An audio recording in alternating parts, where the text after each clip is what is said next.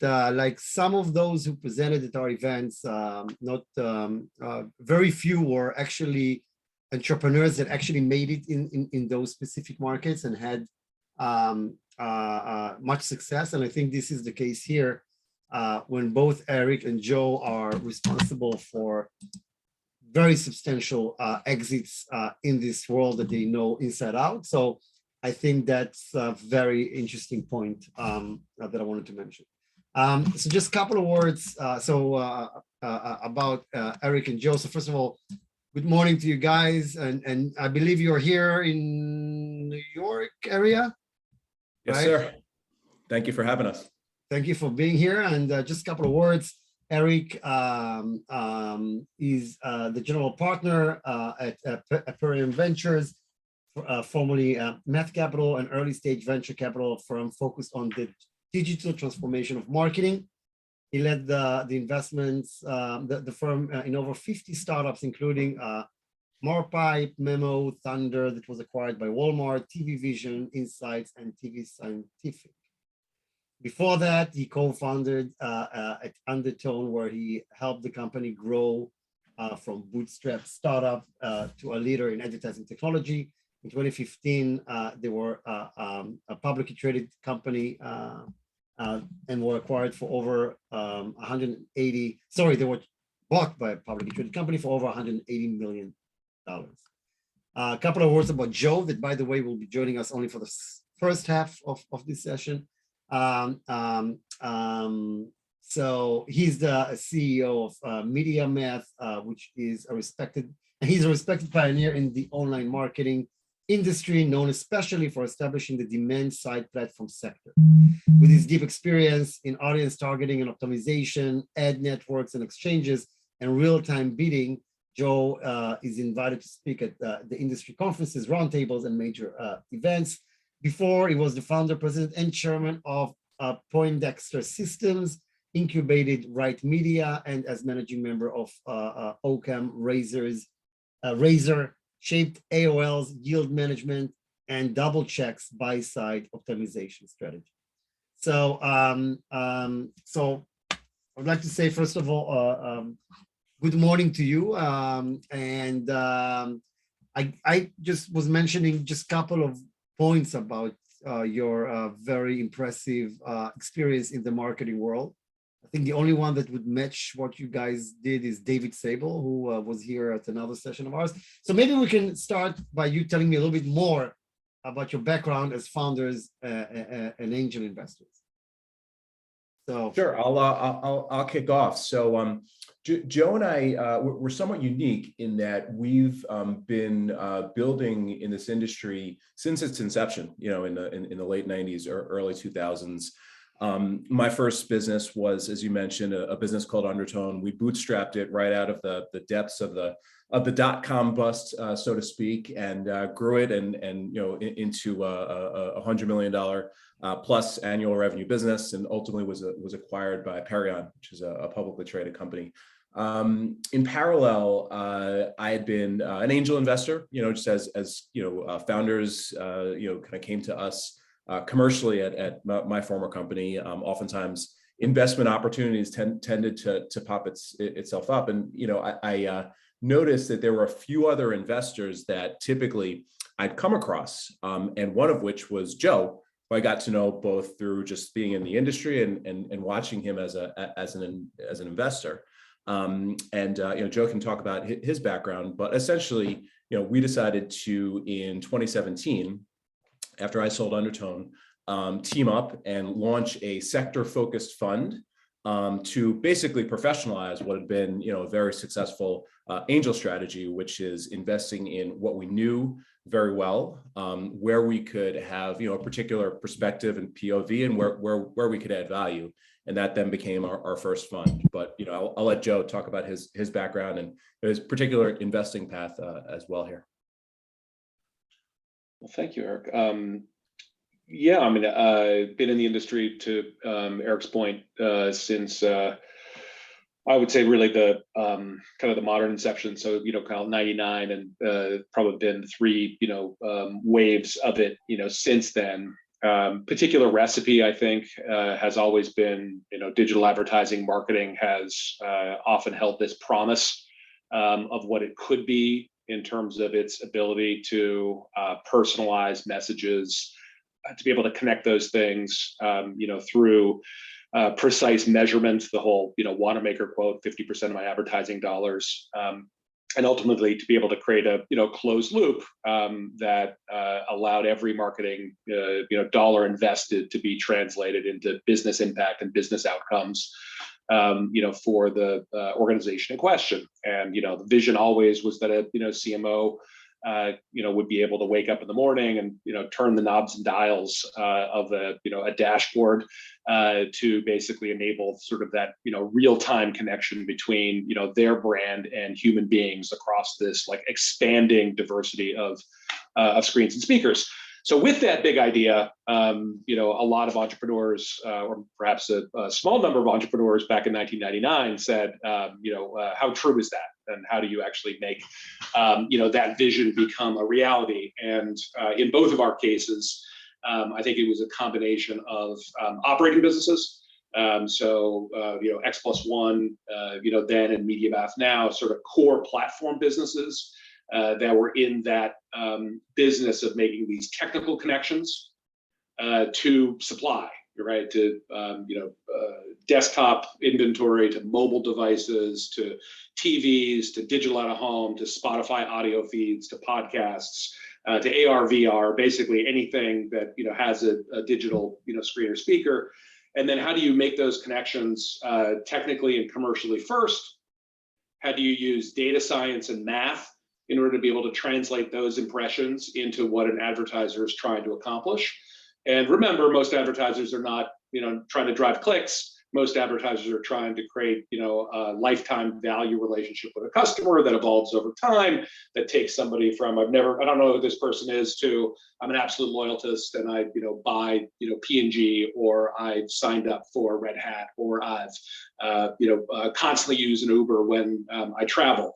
And again, the delta between what the promise of digital advertising was and the reality has really been the thing that's informed now a 20+ year journey, some of it in operating platform businesses, and then increasingly making investments, incubations, joint ventures in the portfolio of things that are necessary in order to kind of move the whole industry forward. So I'll take a breath for a second, but that's sort of been the career in a nutshell. And there we are.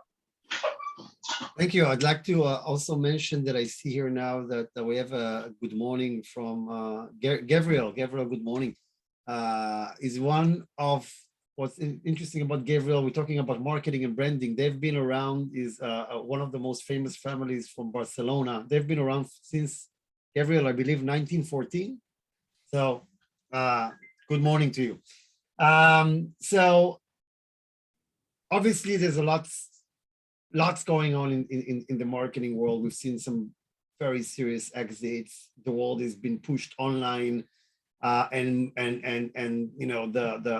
the marketing tech world has become even more important than ever before, for online firms, for offline firms, for everybody. So we'll talk about that in a second. But you guys decided to open a fund. Now, I don't know of many funds in this space. Maybe I'm wrong. Maybe it's a, by the way, sector of larger funds. I'm not sure. I would love to understand how this world looks from the VC perspective and why you guys decided to do this. Sure. I mean, you guys did your exits. You guys did your own investments. You did well. Why do you need to work so hard now? So a couple of thoughts. Number one, while it's a industry that has created a ton of value.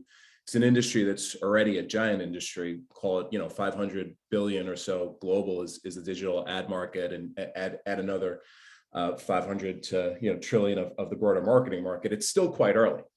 It really wasn't until, quite frankly, 2020 where we started to see like a real adoption of some of the things that we thought would be happening over the course of the next 10 years happen in 24 months. Things like shift to people streaming a lot more, watching less linear television, people transacting more online. So, while, there's been a ton that's already happened, there's a ton of opportunity ahead. And at our core, we're both entrepreneurs. We're both, very much roll up your sleeves individuals. And we have like a strong passion for the industry. That's so broadly why we're both, doing this and super excited about it.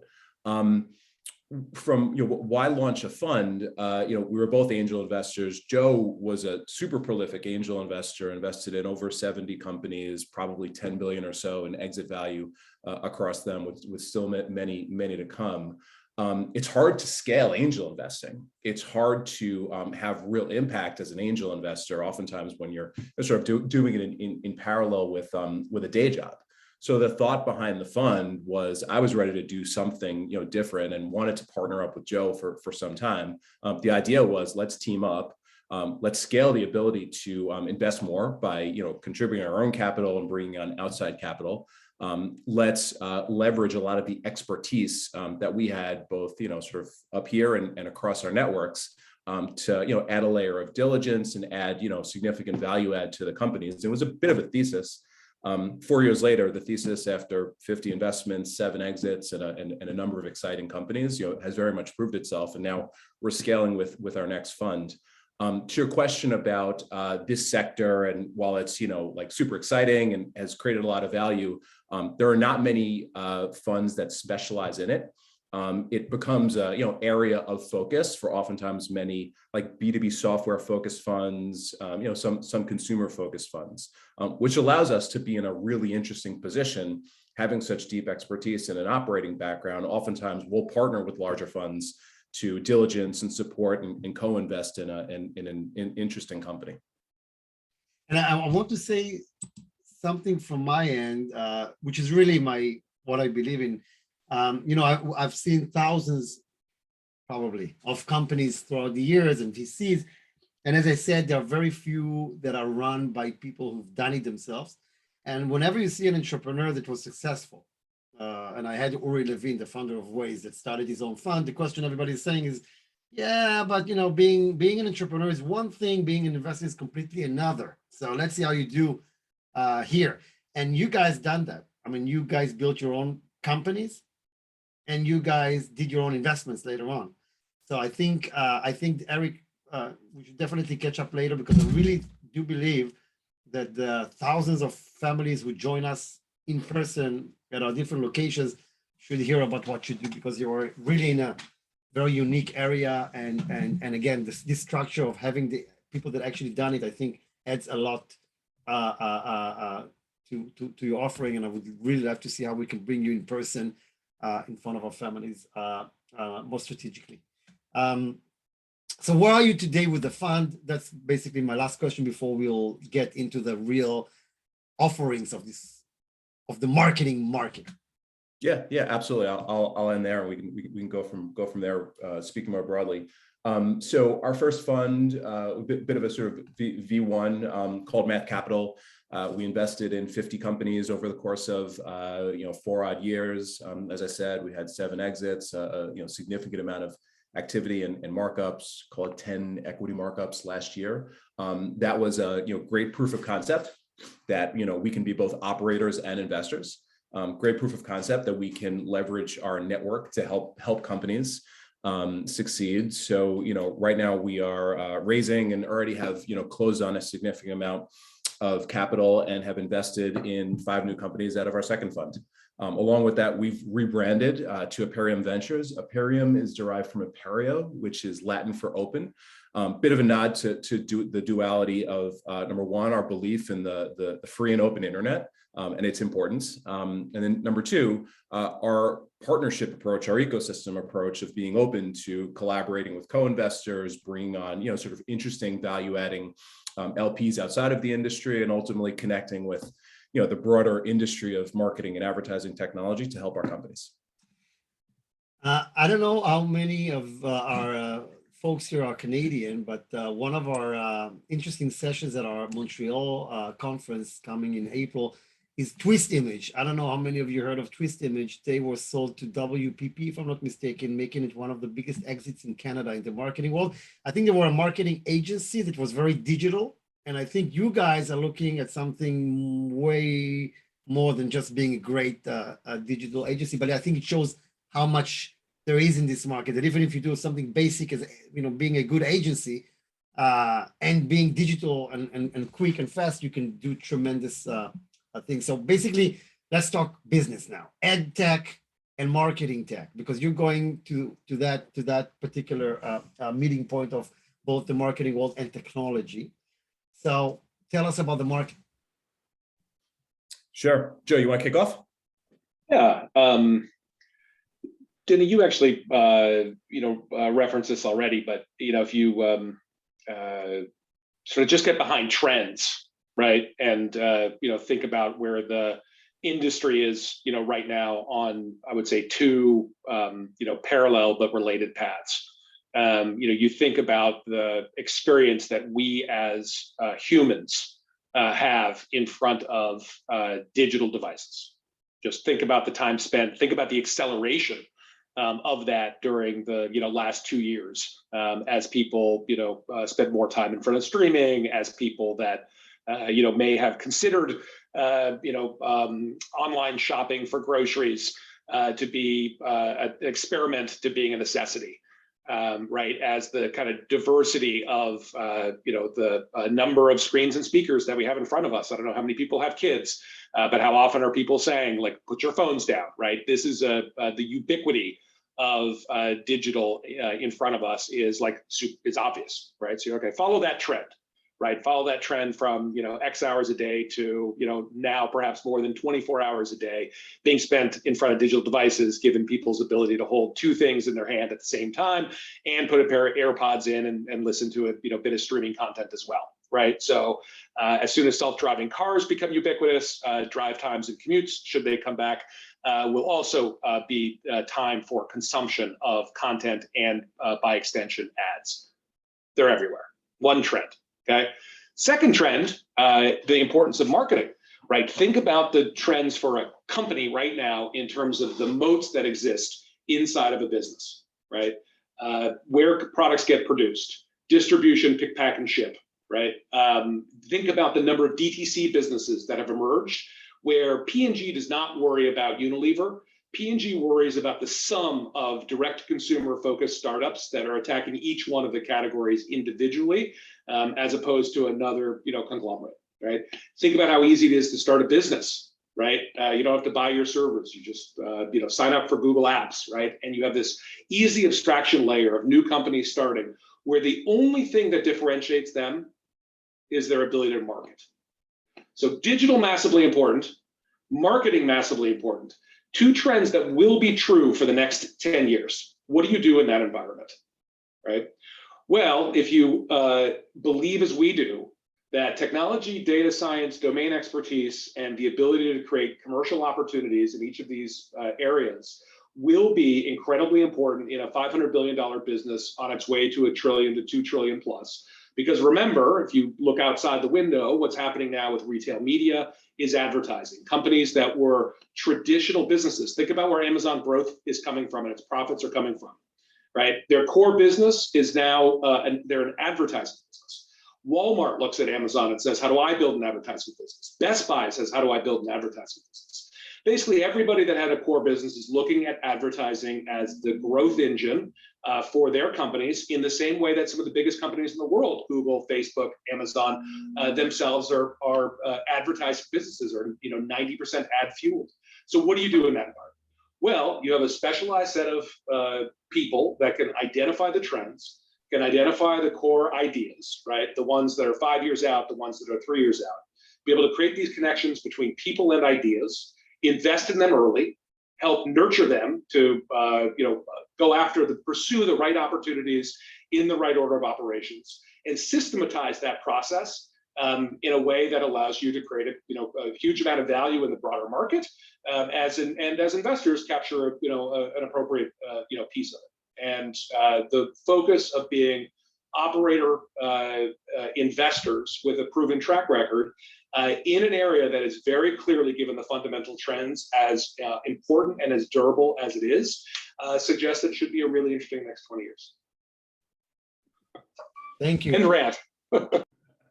You talked a little bit about that, but my next question is about the opportunities and what you guys are looking for when you're out there to hunt the right, opportunities.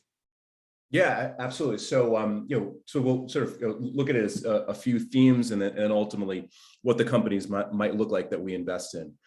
So, as Joe mentioned, there's a few of these mega trends below just this broad shift to more time spent on digital, more time spent broadly in front of screens.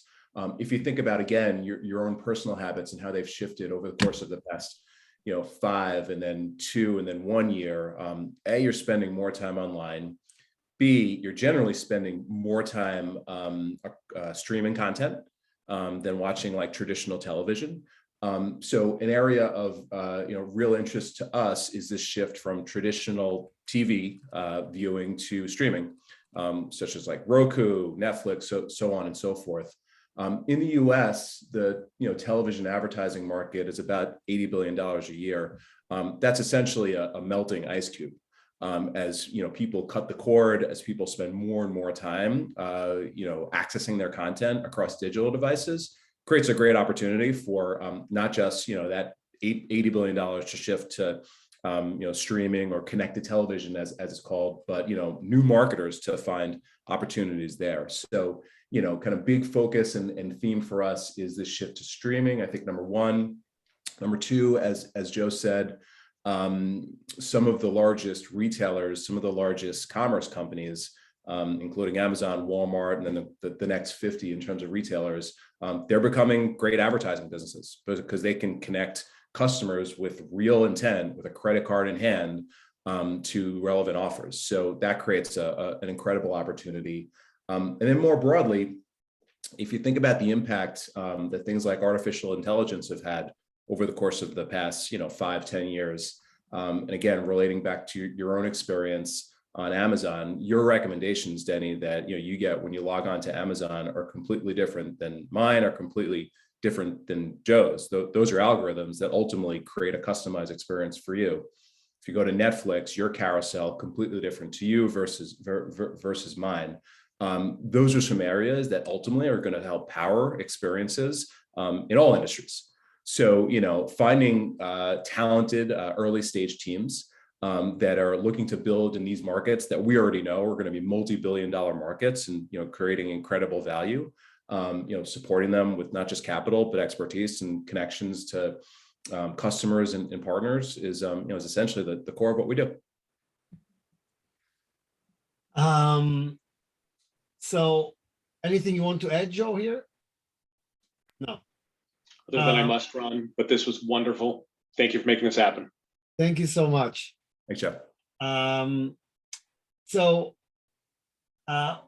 What does it mean from an investment perspective? What are we looking for? How does the investment looks like? Maybe interesting, the size of the companies you're looking at, the time frame of investment usually in this space. Anything you can tell us about that perspective of the opportunities in the market? Yeah, sure. So again, I'll kind of start broadly about ad tech and martech as an investable category, and then get into a little bit more about what we look for. So historically, it's been a great market to invest in. Again, going back 10 years, and obviously more recently, because number one, it's in the middle of this incredible secular trend of more time spent on digital, more ads going digital, all of that. But then number two, it's a category that can be somewhat misunderstood. So if you know what you're doing, you can have real alpha just being able to support and pick the right companies. So traditionally been a great market to invest in. More recently, it's been an incredible market for investors who have kind of gotten in early at the right time. To give you some context, this is from an investment bank called Luma Partners that does a lot of transactions in the space. Last year, there were almost 24 companies that were essentially advertising technology companies that were public. And that's from a small handful leading up to that. There were, call it 10 or a dozen scaled private equity transactions last year. So scaled meaning 9, 10 figures and on up. And if you believe a lot of the rumors and the trends, there's certainly more opportunity to come this year. So sort of kind of broadly, number one. Number two, names that you might recognize that are successful in this space, and sort of the public companies. They're names like Trade Desk, symbol TTD, AppLovin, DoubleVerify, Integral Ad Science. Joe is an angel investor in Integral Ad Science. These are all companies that upon exit have been in the $1 billion plus to, in the case of Trade Desk, up to $40 billion from a market cap. At some point, they were all seed investments. At some point, people were investing, in the valuation of $5 to $10 million, and ultimately, they were north of 100x from a return profile. So for us, where we see the real opportunity is finding those next winners at the earliest stages. So for our core fund that we invest out of, again, we had our first fund and we're investing out of the second fund now. We look to identify we think are going to be the Trade Desks, the AppLovins, the Integral Ad Science of tomorrow. So typically, we're investing, in and around the seed stage. Seed defined as there's some, evidence of product market fit. There's some revenue, and we can then really start to help them from a guidance and a network perspective to help them scale. Interestingly, oftentimes we'll go even earlier. Because it's a space that oftentimes entrepreneurs love to build multiple businesses in. Joe's a good example. Joe built 3 businesses in advertising technology over the course of 20 odd years. So sometimes we'll invest ahead of products. Sometimes we'll back a team that's got a great track record, a great idea, 2 founders, and help them get out of the gates very, very quickly. So kind of great category to invest in historically. Right now, you're seeing some of the fruits in terms of the exits and the IPOs. And we think, just given all of the trends that we talked about earlier and all the stuff that's happening in the space, a fantastic time to double down at the seed stage, where again, we see the real opportunity to find significant returns. You mentioned the first fund. What was the size of the first one, and was it private, or you allowed external investors to join? Yeah, first fund was about $6.5 million. It was mostly friends and family. Significant, as you can imagine, significant amount of partner contributions. The next fund, we're opening it up to institutional investors, family offices, corporate partners for the first time. The second fund has. Go ahead, Denny. And what's the size you're seeking with the second one? Second fund will be a $25 million fund. I'm sorry, you were saying, did you want to add anything here? No, I was just going to mention that the second fund has a $25 million target. We've, kind of closed on a significant amount of that. We've made our first handful of investments. The train is rolling along. It's interesting in that there's so much opportunity out there that, we want to, capitalize on it. So, not taking a break in between funds to rest. Interesting. So let's talk about why you guys really, which we talked a little bit about that, and your very unique experience. So what's your unique value proposition for founders? Let's start with that. Again, I'm guessing that coming with your experience, and you mentioned also a little bit about that, you can bring to the table way more than just capital. Yeah. And thank you for saying that. I would couch it in really 3 things. So obviously, number one, the operating background. Oftentimes the issues and opportunities that a founder might be facing for the first time is something that, between, Joe and myself and the rest of the team, areas we've got real experience in, right? So sort of shorten the decision-making process a bit, and hopefully help avoid mistakes and make the right decisions, right? So it's, I think, A, the operating background, B, the connection to the broader network, which I think, as we scale, becomes more and more important.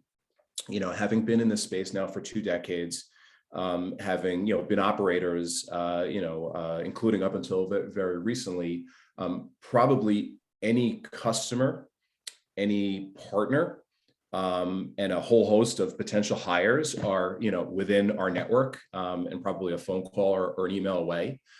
So increasingly, we find ourselves in the middle of all of the companies that we invest in, and all of those that can end up kind of helping to accelerate their progress, and we serve as a bit of a matchmaker in between. Gabriel, our firm is called AperiamVentures.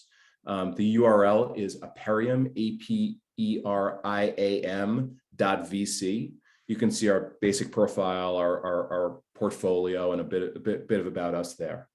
So again, Danny, just to sort of wrap it up, it's operators investing in where they know, investing in where they can add value, and helping to make the right connections in an industry that is frankly very large from an opportunity perspective, but somewhat small in terms of having access to the right people. And maybe if we could talk a little bit about how you do your due diligence and your methodology of investing and your investing results. If you could share with us what you guys actually managed to do so far, which is very impressive, and how the process looks like. Yeah. Okay. So a bunch of questions there. I'll if I don't answer all of them, make sure to circle back. So from a results perspective, a few things to touch on there. Because the first fund, is relatively fresh in that we only started sort of like ending it from an investment perspective last year, and it's a seed focused fund. It takes time. So the numbers on that one is 50 investments, 7 exits, a gross markup of about 1.4 as of recently, and about a 20% IRR. But again, it's a seed focused fund, so these things take time, and we only mark things up when there's an equity markup.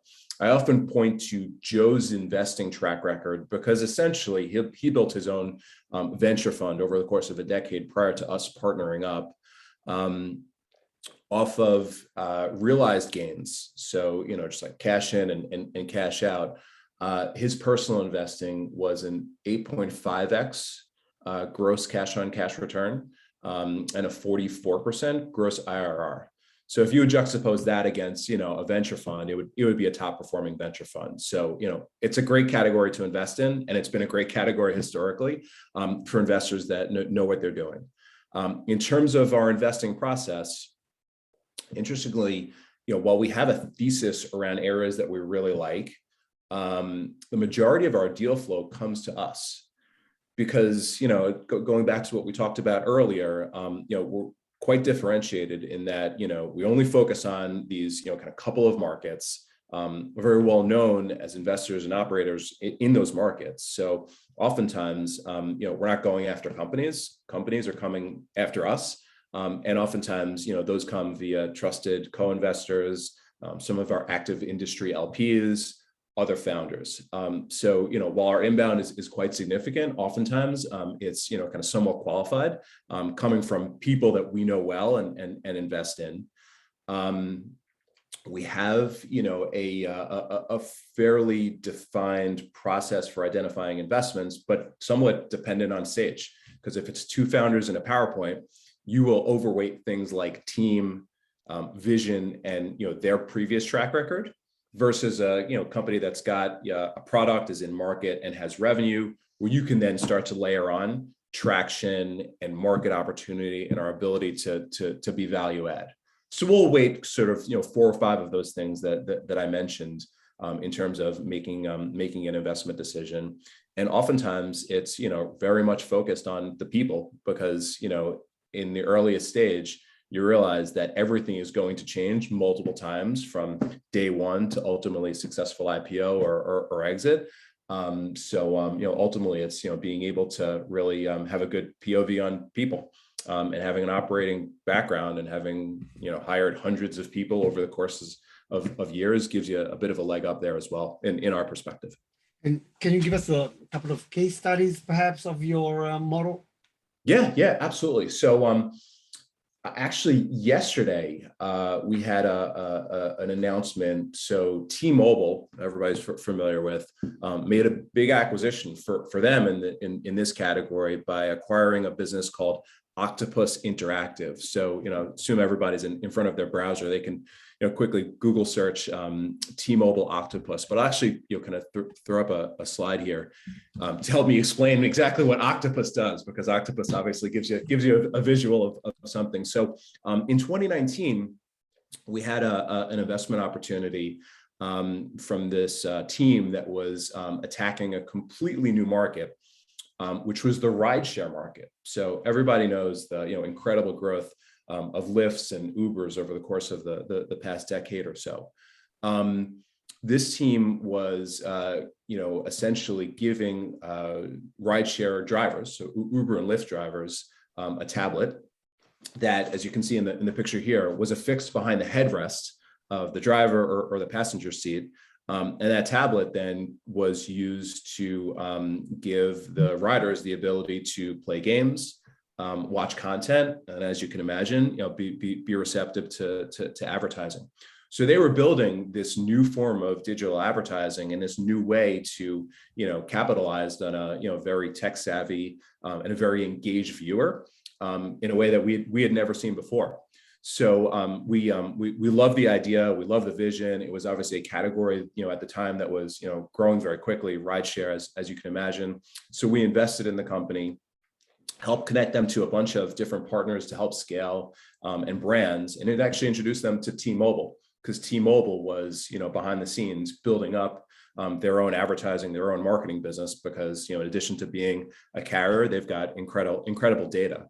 And fast forward to yesterday, T-Mobile announced the acquisition of Octopus, and is now going to be using some of their infrastructure to help Octopus scale.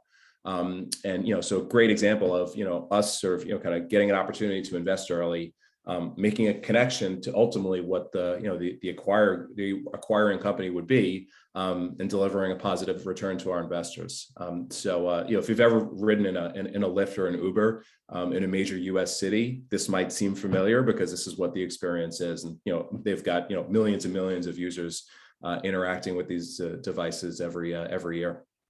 Why wouldn't Uber do it themselves, by the way, and take the marketing, the budgets from advertising companies and stuff like that?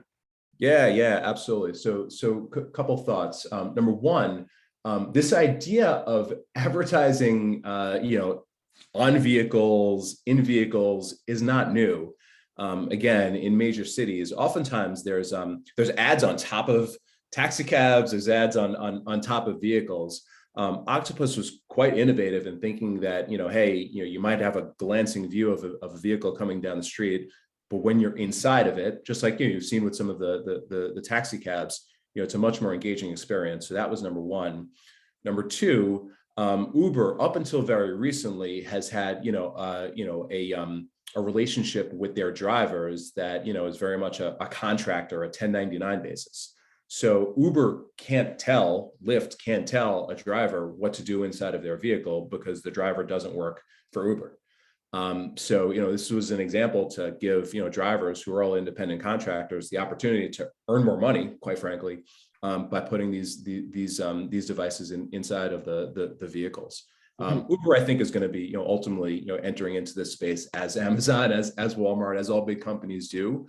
But gave a great opportunity for a startup to help capture a great market. Yeah, and it seems quiet, unlike the New York taxi cabs, that I don't know how they can listen to the same routine of 10-minute news. I don't know how to do that.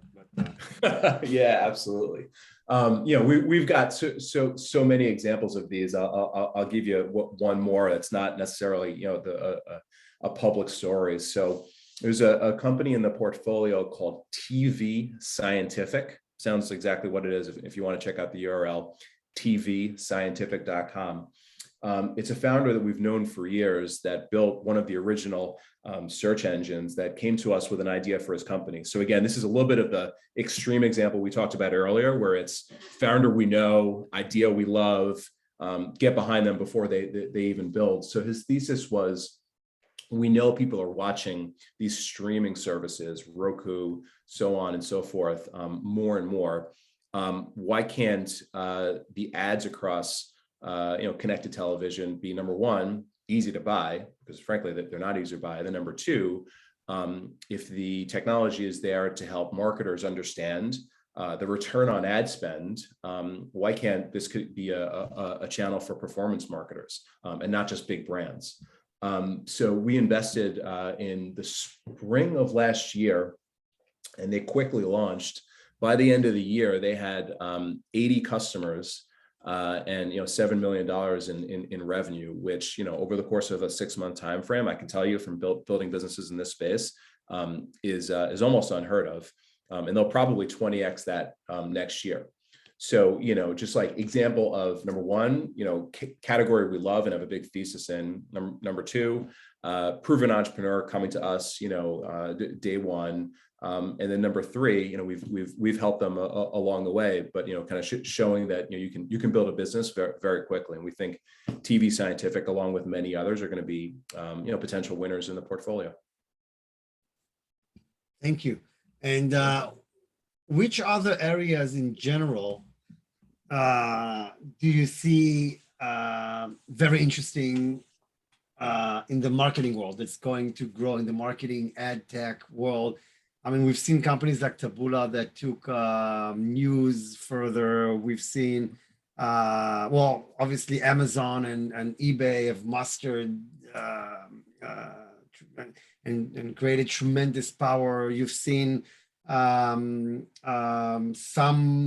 restaurant chains that did a little bit of AI and ran after the customer and knew what to tell him when he's getting hungry.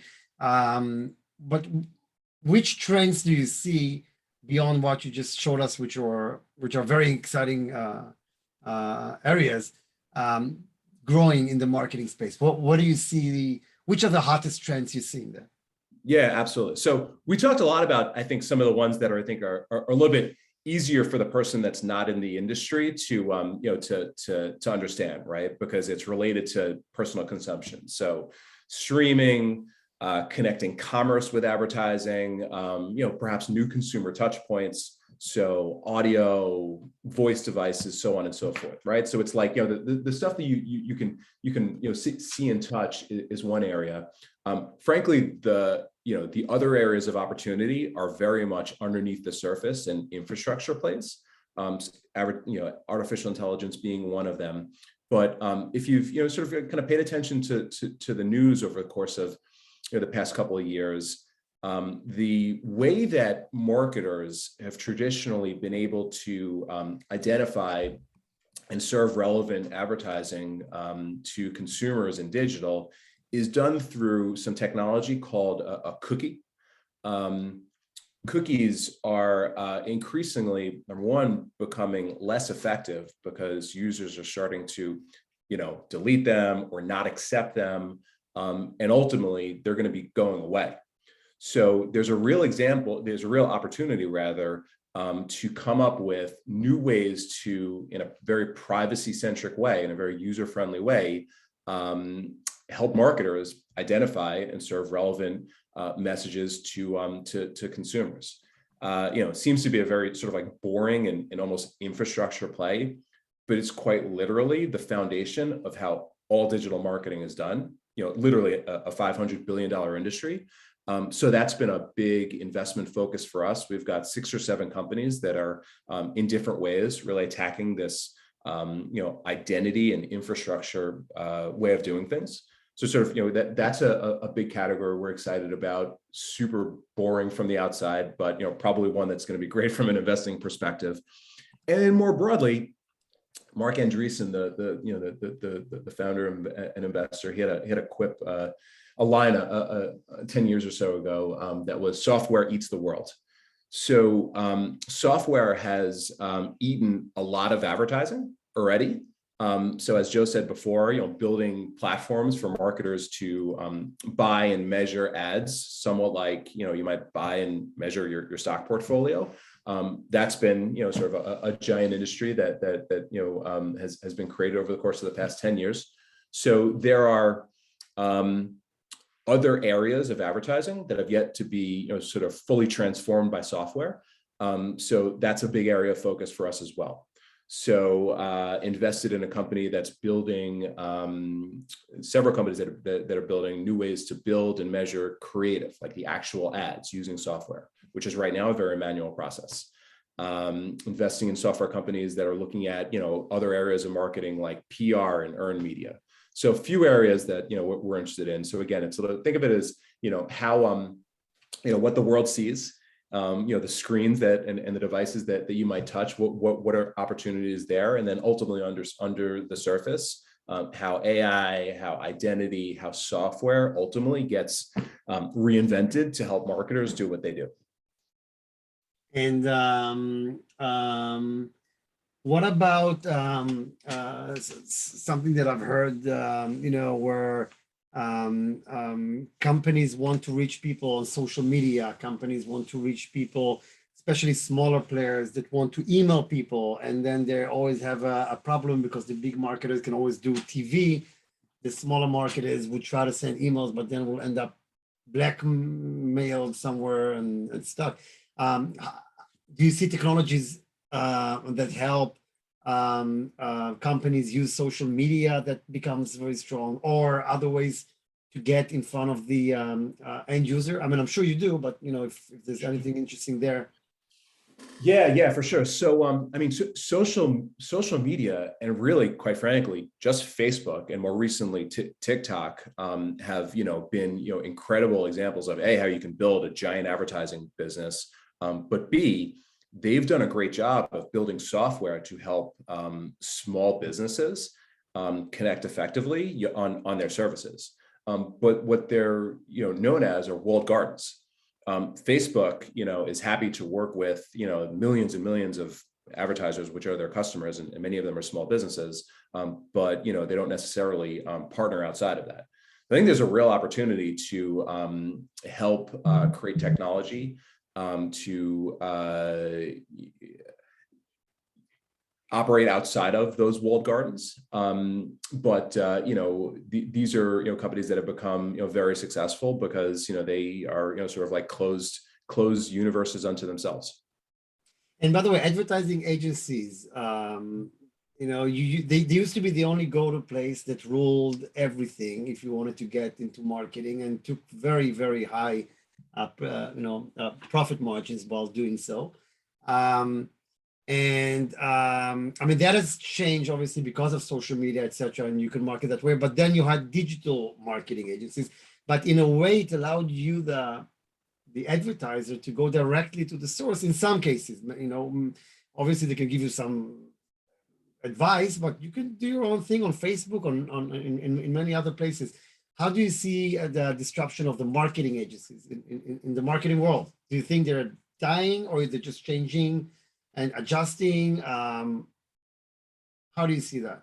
Yeah, that's a great question. So absolutely, the advent of some of these big platforms by Facebook, Google, Amazon, and others that have provided the tools for buying directly has disrupted the advertising agency model. I don't think advertising agencies go away. I think they become a lot more consultative, a lot more strategic, and a lot less sort of transactional with what they do. So many of the companies we invest in build technology and build tools to empower advertising agencies. And there's a lot of next generation advertising agencies that are just like born for digital, born in the social media era, that do great work, but they're very technology centric. They're very product centric. So we invest in companies that ultimately empower them. So the advertising agency model has for years been one that everybody says is going to die. It's never died. I don't think it ever will, but it just reinvents itself every 5-10 years. But probably the tools, the means to reach the audience are changing, right? I mean, newspapers, like printed ones, are basically in a long process of dying, or you see something there? Yes. That's... Yeah, absolutely. I mean, it's well known, that digital is sort of eating everything in its path. And the way we get our information, the way we get our content, the way we get our news is completely different today, and it's digital first, which creates I think number one, opportunity for new companies. Number two, opportunity to invest in the technologies that ultimately power them. But then also number three, opportunity for many legacy organizations to adapt, which we've seen, unfortunately not too many examples, but there's been great examples of, legacy news and media organizations have adapted and becoming digital first. New York Times, Washington Post, many of the, television companies are now, kind of pushing aggressively into streaming, which again, if you think about what it takes to do that, creates great opportunity to invest in and build technology companies to help, help with that transition. That's why we're so excited about this. So to go back to your first question, why after 2 decades and multiple 9-figure exits and over 100 investments, why we're still so excited about this? It's still early. There's still 10, 20 years of incredible growth and innovation ahead, and there's no place I frankly would rather be working. And I know I speak for Joe in saying the same in this industry, because there's nothing more exciting. Brilliant. So Eric, thank you so much for all of that. As all of you guys know, we'll be sending you tomorrow a link to the recorded session and how to reach you guys and get directly in touch. Is there anything else that you'd like to add at this point? Speaking of ads, anything else that a final word or anything else? I think I said my final word a minute ago in terms of why we're so excited about the opportunity. I feel like we've covered everything. So thank you on that. As I said before, we're sort of midway through raising this next fund. We're super excited about bringing kind of new value-adding investors outside of our world. Again, it's kind of quite small of founders and execs in marketing advertising. So, would love to connect with anybody that's interested in learning more. You'll see it on the follow-up, but my email address is Eric, E-R-I-C, @aperiam.vc. Also very easy to find across the internet on social media. So look forward to chatting with anybody that might be interested. But again, we think that, we're coming off of 2021, which was 31% growth in digital advertising, which probably puts it the fastest growing year ever. And again, we think there's still opportunity ahead as more and more companies need to use advertising effectively to reach their customers. Beautiful. So thank you, Eric, so much for being here, and thank you everybody for being with us today. And yeah, we'll take it from there. And good luck with what you guys do. And hopefully we'll see you at our in-person event soon. And we'll take it from there. So thank you, everybody. Stay safe. And I believe our next session is next week, and we'll update you on that. Thank you, Eric. Thank you, Danny. Thank you, everyone.